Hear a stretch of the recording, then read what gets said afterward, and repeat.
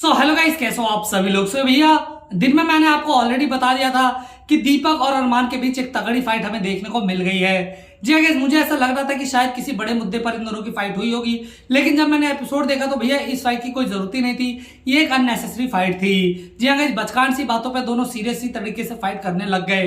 दरअसल दोस्तों, दीपक जो है वो सभी कंटेस्टेंट के सामने अपनी कुछ बातें कह रहे थे कि भैया जब शो शुरू होता है तो कुछ ऐसा होता है, ये चीजें होती है, किसी को राशन मिलता है, किसी को कम राशन मिलता है, किसी को ज्यादा एडजस्ट करना पड़ता है, ये सब बातें कहते हैं। तो उसी बीच अरमान भी अपनी कुछ बातों को कहते हैं कि भैया देखो, हम नए आए थे, हमें कुछ ज्यादा पता नहीं था, हम बहुत एक्साइटेड थे। तो भैया ये चीज अरमान को बुरी लग जाती है कि भैया तुम मेरी बात के बीच में हमेशा क्यों बोलता है। इनफैक्ट वो पायल को भी कहते हैं कि भैया तू इन्हें इशारा कर रही है कि भाई तू चुप रहे, और शायद से उनका ये मतलब था कि अरमान जो है वो उनको पैरों को लेकर मजाक उड़ा रहे हैं। तो भैया इन्हीं के बीच इन दोनों की फाइट शुरू हो जाती है, जहां पर भैया अरमान तो बहुत तरीके से और बहुत तमीज से बात करते हैं दीपक से, लेकिन भैया दीपक ही जो है बहुत ही ज्यादा बदतमीजी से बात करने लग जाते हैं। इनफैक्ट वो उससे कहते हैं कि भाई तेरे जैसे लोगों को मैं अपने ऑफिस के 2 किलोमीटर ही दूर रखता हूं।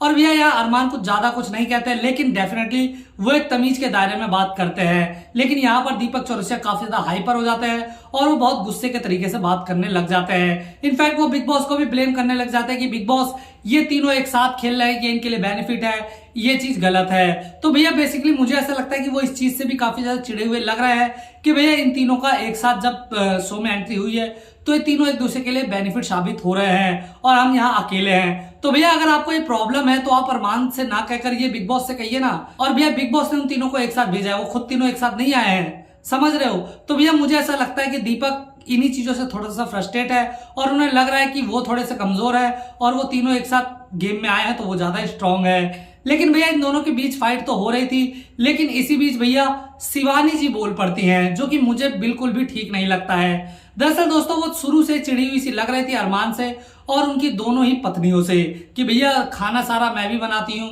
मुझे कोई क्रेडिट नहीं देता, अपनी बीवियों को ही बात करते रहते हैं। तो इन चीजों से चिड़ी हुई थी। वो पहले से ही चाहती थी कि वो अरमान को और उनकी दोनों पत्नियों को कुछ बोले, लेकिन उन्हें मौका ही नहीं मिल रहा था। लेकिन इस फाइट के बीच उन्हें मौका मिल गया और उन्होंने सीधा सीधा तौर पर अरमान को गलत बता दिया। तो भैया यहाँ पर जितने भी लोग ये कह रहे हैं कि भैया शिवानी फुटेज खा रही है, ये खा रही है, वो खा रही है, भैया देखो इतनी समझ तो मुझे लग नहीं रही है कि उसमें कोई इतनी ज्यादा समझ है कि वो फुटेज उटेज समझेगी। हाँ, उसे इतना समझ में आ रहा था कि भैया वो अपनी फ्रस्ट्रेशन निकालना चाहती थी और उसके मन में ये चीजें दबी हुई थी कि वो अपनी बात कहे और उसे मौका मिल गया अपनी बातों को कहने का। तो इसलिए भैया वो इस फाइट के बीच में अपनी बातों को बोलने लग गई।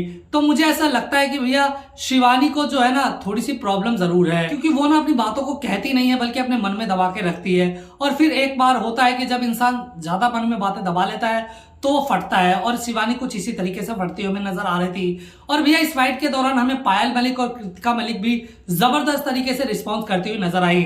जब उनकी फाइट हो रही थी तो बिल्कुल भी इंटरप्ट नहीं कर रही थी, वो दीपक जी से काफी तमीज से बात कर रही थी। लेकिन जब दीपक ने बिग बॉस को कहा कि ये तीनों एक साथ आए हैं, बिग बॉस ये गलत है, तब वहां पर कृतिका बोली कि ये चीजें आप बिग बॉस को बोलिए, हमें मत बोलिए। और यहाँ पर वो अरमान को भी कहती कि देखिए मैन टू मैन जितनी भी फाइट हो रही थी वो ठीक थी, लेकिन यहाँ पर शिवानी जो बोल रही है बीच में, अगर वो बोल लेगी बीच में तो मैं डेफिनेटली बोलूंगी। तो भैया यहाँ पर दोनों अपनी जगह सही थी, अरमान भी यहाँ पर सही थे, लेकिन यहाँ पर दीपक जी थोड़े से गलत मुझे नजर आए और वो अननेसेसरी अरमान के ऊपर चिल्लाने लगे। तो मुझे बेसिकली सही लगा कि भैया अरमान ने उन्हें मुंह तोड़ जवाब दिया, क्योंकि यहाँ हर कोई इक्वल है और यहाँ हर कोई अपनी चीजें कहने और करने आया है।